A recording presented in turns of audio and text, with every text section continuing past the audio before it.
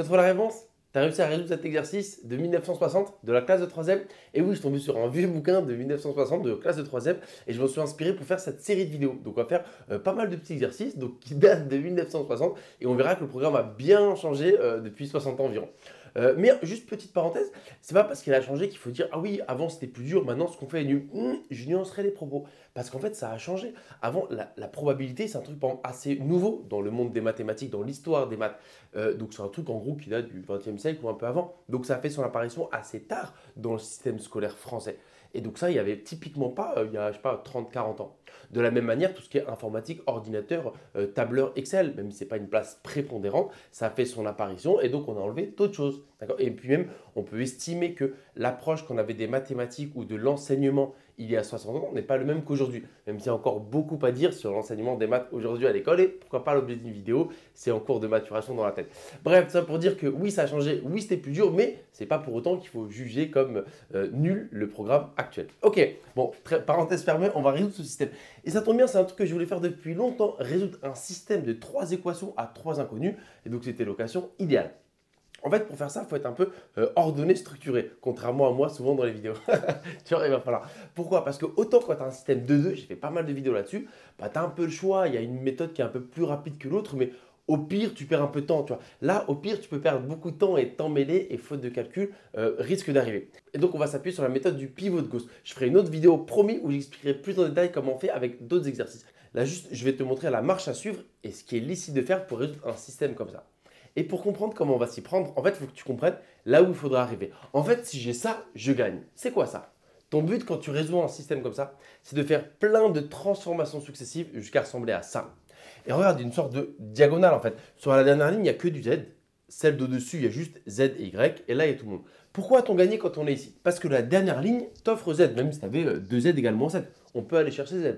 Une fois que tu as Z entre les mains, et ben regarde la ligne d'au-dessus. Tu as Z, tu connais sa valeur. Tu remplaces Z par la valeur trouvée. Et donc, visionnaire, on peut aller chercher Y. Cool. Donc maintenant, on a Z et Y. Et ben voilà, c'est fini. Dans la première ligne, on remplace Z par la valeur, Y par la valeur qu'on a trouvée, et on peut aller chercher X. En fait, voilà la marche à suivre, ou plutôt la vision qu'il faut avoir quand tu fais un système. Ton but, c'est d'avoir un truc qui ressemble à ça. Maintenant, c'est là où moi j'interviens et je te dis, en fait, voilà les armes dont tu disposes pour, à terme, ressembler à ça. Et la plus grande arme dont tu disposes pour arriver à tes fins, c'est en fait, tu peux remplacer une ligne, parce qu'il y a 3 lignes ici, par en fait une combinaison linéaire des autres lignes. Je vais t'expliquer ce que ça veut dire combinaison linéaire, on va voir. Mais juste en fait, chaque ligne, on peut les prendre séparément. Celle-là, c'est L1, L2 et L3. Donc combinaison linéaire, c'est qu'en fait, tu peux multiplier par un nombre les autres lignes et faire plus ou moins. Donc tu vois, c'est encore un petit peu pas hyper clair, je pense, mais on va le faire tout de suite avec un exemple. Regarde, rappelle-toi quelle tête devait avoir le système final, enfin quasiment final. En gros, en bas, j'avais que des Z, ici, Y et Z. Donc en fait, le message caché, c'était il faut que tu te débarrasses des X, ligne 2, ligne 3. Donc maintenant, on va se focaliser pour, imagine, on veut se débarrasser de ce X-là. Et c'est là où le combinaison linéaire va apparaître. Donc la ligne 1, généralement, on n'y touche pas, c'est la ligne 2. On va travailler sur la ligne 2. En fait, ce que tu as le droit de faire, c'est par exemple, cette ligne-là, tu peux la remplacer par L1 plus L2. C'est un truc qui est licite. Donc tu vois, si on fait L1 plus L2, imagine, tu poses l'opération. Donc on aurait ça plus ça. Donc on aurait 5X, 2Y, 6Z, et on aurait moins 3. Tu vois, ça, c'est une ligne. Ça, je peux le faire. Si je fais L1 plus L2, ça ne sert à rien, mais c'est juste pour t'expliquer le concept de combinaison linéaire. Je pourrais faire L1 plus L2 et on aurait 5x plus 2y plus 6z égale moins 3. Tu vois, et hop, je réécrirai L1 et là L3. C'est un truc que j'ai le droit de faire. Totalement inutile parce que j'ai une ligne même encore plus compliquée. Et c'est là où toi, tu interviens. Et tu dis, ah oui, non, faire L1 plus L2, c'est nul. Ou même, tu pourrais faire L1 plus 2L2.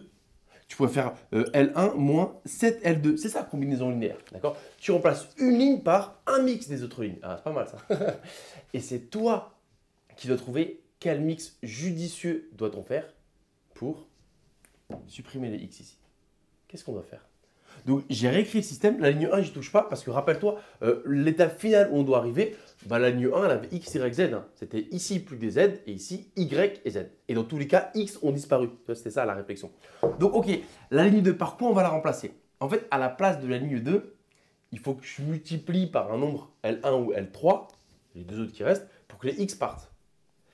Et là, on peut le voir en fait. Si on multiplie celle-là par 4, on aurait 4X, tu vois. Ah, et ensuite, on ne va pas les additionner, mais on va les soustraire. Ton but, c'est enlever les x. Donc, quand tu les soustrais ou tu les additionnes, il ne faut plus qu'il y ait de x. Bah, il faut qu'il y ait le même coefficient devant x, genre 7x, 7x, moins 2x, moins 2x. Et après, comme ça disparaît quand tu ajoutes ou tu soustrais. Donc, ici, en fait, à la place de L2, tu vas la remplacer par L2 moins 4 fois L1. Donc, comment est-ce qu'il faut le voir? C'est comme si tu faisais un calcul un peu dans l'espace et hop, tu remplaces à la place de L2 finalement. Donc, tu vas faire celle-là moins 4 fois celle-là. Et donc là, tu comprends que, ah oui, quand on fait moins 4 fois toute cette histoire-là, il y aura bien un 4x. 4x moins 4x, 0. J'aurai plus de x, tu vois. Ça, c'est ce qu'il fallait voir. Maintenant, il ne faut pas se tromper dans les calculs, c'est un peu embêtant. Et même, on ne va pas écrire 15 étapes. Donc moi, ce que je te suggère, c'est pourquoi pas écrire 4 fois L1 sur ton brouillon. Moi, je vais le faire à côté. Si je multiplie toute la ligne 1 par 4, ça donne quoi? Bah, ça fait 4x plus 4y plus 8z égale moins 4. Ça, c'est 4 fois L1. OK? Bah, j'ai plus qu'à faire ça moins ça. Et là, on va le faire de tête. Donc ça moins ça, comme si tu posais l'opération encore une fois. Les x partent, il n'y a plus de x. Y moins 4y. Donc il me reste moins 3y. Chez les z, donc 4z moins 8z. Donc on est à moins 4z. Et on n'oublie pas de soustraire également la partie de droite. Donc on est à moins 2, moins 4. Moins 2, moins 4, ça fait moins 2 plus 4, ça fait 2. Ok. Et là, c'est cool parce que les x ont disparu. Tu vois. Donc tu vois, on a fait un pas vers la victoire. Rappelle-toi l'étape finale qu'on doit obtenir. Pareil. Et là, tu as compris ma petite explication qui n'était pas idéale, mais quand même, tu vois, la combinaison linéaire. Par quoi il faudrait remplacer L3? En fait, souvent on écrit comme ça. L3, une flèche à l'envers pour dire je remplace L3 par. Et souvent on dit voilà, je pars de L3 et je lui enlève ou je lui soustrais un certain nombre de fois la ligne 1. Tiens, combinaison linéaire, ça c'est pas super à dire. C'est pour ça que combinaison linéaire, je pense, vaut mieux l'expliquer en faisant, avec un exemple. Sinon, en fait, plus j'explique, plus je trouve que mes phrases sont longues et nulles. D'accord, donc tu as trouvé, ok, là le but c'est enlever les x. Par quoi je vais remplacer L3 pour que les x partent? C'est pas très compliqué. J'ai pris un premier exemple où ça va, tu vois, parce que x, comme il a 1, c'est plutôt visuel. Et bien, si on fait 2 fois L1, j'aurai 2x. En cool. Et quand j'ai soustrait, les x partent. Donc, c'est un peu comme le même principe que tout à l'heure. En fait, je pars de L3 et je lui enlève 2 fois la ligne 1. L3, c'est comme ça. 2 fois la ligne 1. Ah oui, c'est bon. J'aurai bien 2 avec x. Donc, qu'est-ce que ça fait 2 fois la ligne 1? Toujours sur mon brouillon. 2 fois la ligne 1, c'est on est à 2x plus 2y plus 4z égale moins 2. Ça, c'est 2 fois la ligne 1. Et donc, maintenant, le calcul, c'est L3 moins ce truc-là. Donc, ça, moins ça. 2 fois la ligne 1. On s'en fout pas. OK? Reste à soustraire L3 avec cette ligne-là. Donc, comme tout à l'heure, x, y, z, et on n'oubliera pas le membre de droite. Donc, 2x moins 2x, ils disparaissent. C'était le but, heureusement. Ensuite, moins y, moins 2y. On est à moins 3y. Ensuite, chez les z, on a 2z moins 4z. Donc, ça fait moins 2z égale moins 4 moins 2, qui n'était pas très joli. Moins, on peut le mettre encore. Moins 4 moins 2, c'est moins 4 plus 2. Et donc, ça fait donc moins 2. OK? Donc, déjà, c'est pas mal parce qu'en une étape, certes un peu long, mais c'est long de résoudre ça. Et ben, on a enlevé les x. Cool. Maintenant, qu'est-ce qui va se passer? Ben, maintenant, pareil, on va se poser. J'espère que tu as en tête encore l'étape finale qu'on doit avoir. C'est que la ligne 2, on est cool, on est bien parce qu'on a y et z. C'est en bas, on a un problème. Moi, maintenant, j'aimerais juste avoir z. Tu rappelles-toi, ça faisait une sorte de diagonale comme ça. En haut, il avait tout le monde. Ici, il avait que y, z. Et à la fin, j'avais que z égale ou 3z égale, enfin peu importe. Donc, il faut simplifier qui ici? C'est le y on doit séparer de y. Faire en sorte, avec les transformations comme ici, les combinaisons linéaires, faire en sorte de faire disparaître ce y-là. Comme ça, quand il disparaît, c'est cool. Je pourrais aller chercher z et ensuite remonter progressivement. Alors, quelle va être la nouvelle combinaison linéaire? Donc, étape suivante, j'ai réécrit les deux premières lignes. Pourquoi déjà? Parce qu'en fait, la transformation, elle va s'opérer que sur la dernière ligne. Vu que je répète 1 et 2, on est très bien dans le cadre qu'on a défini ensemble. Et un point de situation, en fait, souvent, une fois qu'on est à l'étape d'après, on les appelle à nouveau L1, L2, L3, même si elles ont changé. Sinon, ça devient infinité. Il faut les appeler L'1, L'2, ensuite L second. Enfin voilà, d'un point de vue pratique, c'est embêtant. Donc, on les appelle à nouveau L1, L2, L3. Maintenant que c'est dit et que j'ai écrit, j'ai été gentil parce que L1 ne bouge pas, L2 ne bouge pas. Ça, fallait l'avoir vu. Quelle transformation va-t-on faire? Ou plutôt, quelle combinaison linéaire va-t-on appliquer à L3 pour que les Y disparaissent? Et là, si tu as compris ce que j'ai fait tout à l'heure, ton ami, c'est plus L1. Parce que tu vois, ici, à cette étape-là, L2 et L3, la combinaison linéaire qu'on a appliquée, c'était via L1. Parce que L1, c'était cool. x4, clac, il partait. x2, lui, il partait. Là, normalement, ton ami, tu as compris que c'était L2. Parce que de toute façon, il a plus de X, tu vois, ça joue entre E2 pour que les Y partent.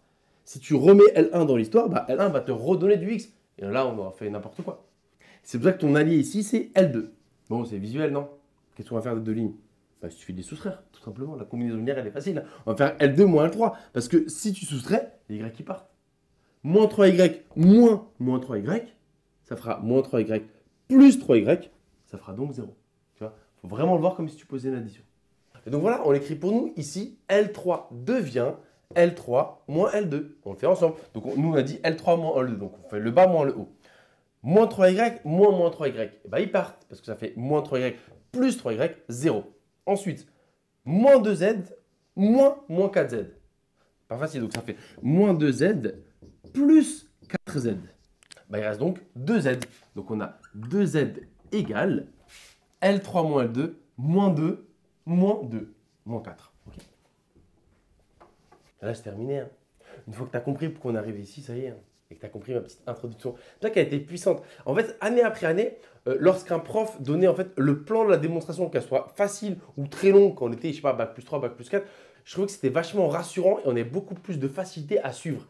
Et même beaucoup plus de facilité à comprendre quelle va être l'étape suivante. Et c'est pour ça que j'essaie de faire ça en espérant que ça t'a plu. Ton objectif, c'est d'avoir un truc comme ça, une sorte de diagonale. Et on verra pourquoi si je fais un peu de matrice là-dessus. D'avoir une sorte de diagonale. Parce qu'une fois qu'on a là, c'est fini. Regarde, c'est très facile pour aller chercher Z. 2Z également 4. Ben, on peut chercher Z. Et une fois qu'on a Z, clac, on remonte. On l'injecte ici. On va chercher Y. On a Z et Y. Et on les met ici. Et donc, en fait, ce schéma-là, il fallait l'avoir en tête avant de commencer les transformations. Comme ça, même, tu savais où tu devais appuyer et faire tes transformations. Bon, on finit le calcul quand même? Allez, on va finir le travail quand même et pas trop vite. Donc, comme je t'ai dit, on utilise d'abord la ligne 3 et en fait, on va remonter 2Z égale moins 4. Par contre, on va le faire directement. Z égale combien? Bah, ça fait moins 4 sur 2, ça fait moins 2. Z égale moins 2. Et maintenant, donc, on va l'injecter dans les deux lignes précédentes. Donc, ça fait moins 3Y moins 4 fois Z. Donc, moins 4 fois moins 2. Tu vois, je ne vais pas trop vite quand même. Égale 2. Et ensuite, on fait pareil à la ligne 1. On remplace Z par ce qu'on a trouvé, moins 2. Donc, ça donne X plus Y plus 2 fois moins 2 qui vaut moins 1. Et là, pour le coup, je vais finir une étape. Je vais aller chercher la valeur de Y et ensuite celle de X. Donc, on a toujours Z égale moins 2. Et je fais les calculs pareil sur mon brouillon.